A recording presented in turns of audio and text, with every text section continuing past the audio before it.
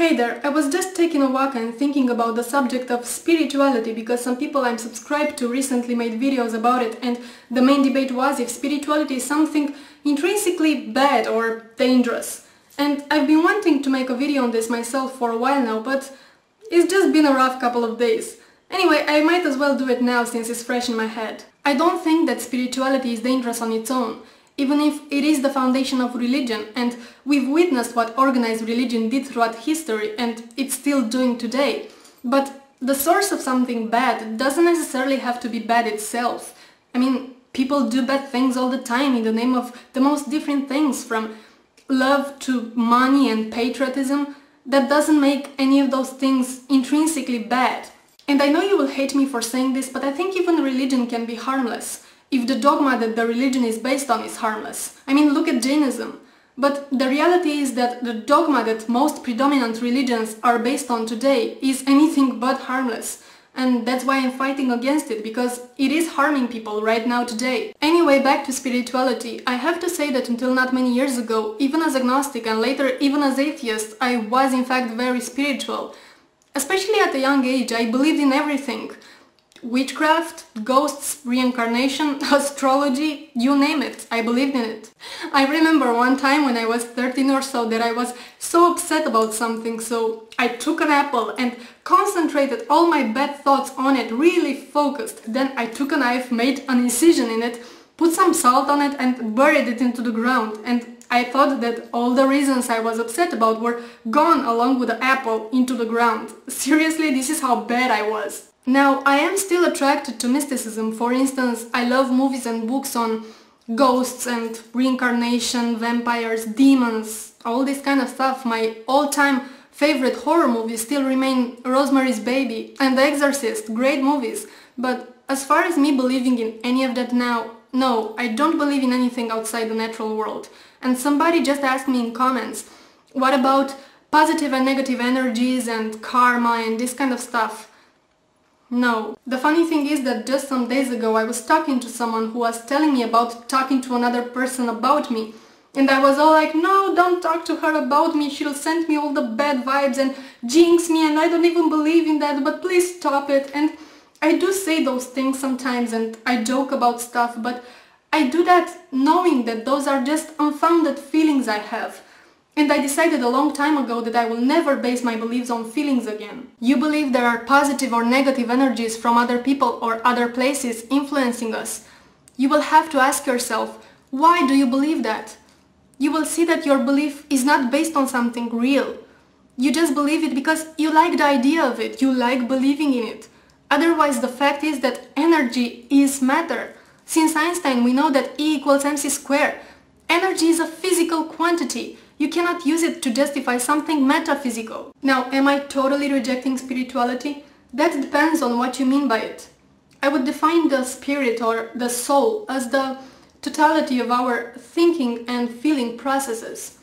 I would define consciousness as you being aware of yourself and your environment, while spirituality as you interacting in a personal way with the environment and with yourself. I don't see how it can be immaterial, because our thoughts as well as our feelings are all generated by the brain.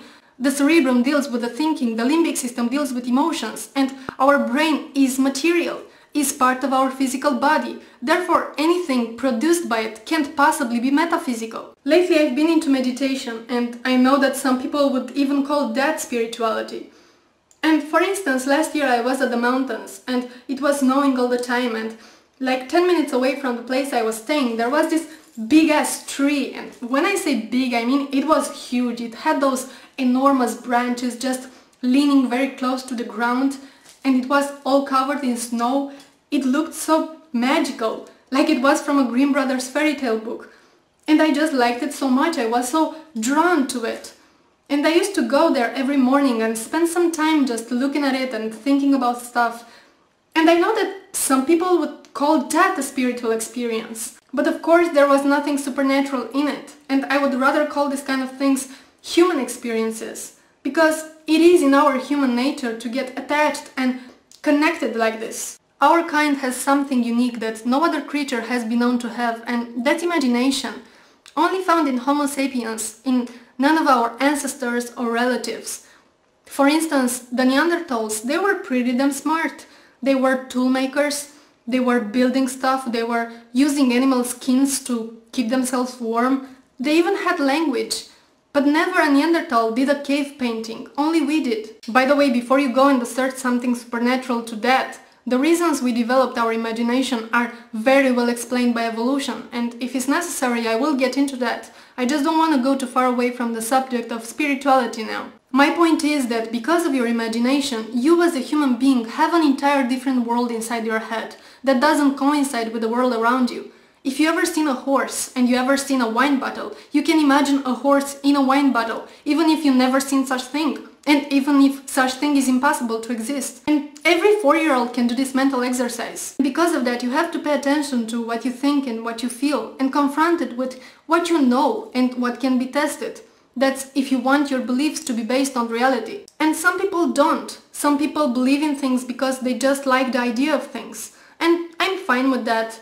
I mean, as long as you're not a bigot, as long as you don't think that people deserve to be tortured forever in hell and that it's God's will for you to make 100 kids, and as long as you don't promote the rejection of science, I see no harm in spirituality. Also, some people say that if you stop believing in anything metaphysical, life just loses its color and its beauty, but it's just not true. I know exactly how a rainbow is formed. I know that it's just sunlight reflected in drops of moisture. But that doesn't stop me from enjoying the experience of seeing a rainbow and admiring it like a fool. Also, there are so many questions we don't have answers to yet, but that doesn't imply there is something supernatural behind it. And assuming that the unknown is part of the physical world doesn't take anything away from the magic of it. Actually, it is just like you watching a magic trick. You know that those are in fact tricks, that those people don't levitate, that man didn't really pull a bunny out of an empty hat. But knowing that doesn't stop you from enjoying the show and wondering how they do it. And I know you may ask, but if we don't have answers to it, why automatically assume it isn't supernatural? Can you name one single thing that you know now from science to be part of the natural world that wasn't at some point when we didn't have answers to it attributed to some kind of divine intervention? From childbirth to thunderstorms. We live in such a strange universe. You know, there are some hypotheses in science that would put to shame any ghosts or reincarnation stories ever made by man. The thought of multiple universes or time traveling through wormholes, those things are just mind-blowing when you think about them. And whoever says that limiting yourself to science takes away from the magic of the world obviously didn't look into science that much.